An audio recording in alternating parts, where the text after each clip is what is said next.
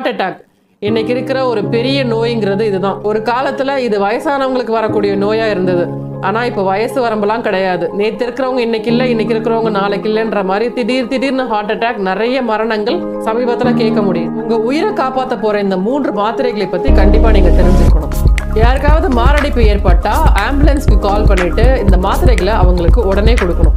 Disprin 325 mg 1 tablet, atorvastatin 80 mg 1 tablet, Clopitab 150 mg 2 tablet.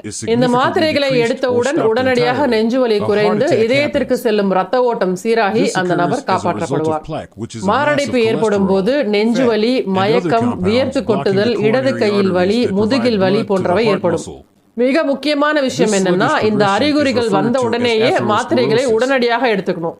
ஏன்னா இதயத்திற்கு செல்ல வேண்டிய ரத்த ஓட்டம் தடைப்பட்டா வெறும் 30 நிமிஷத்திலேயே இதய தசைகள் இறக்க தொடங்கும்.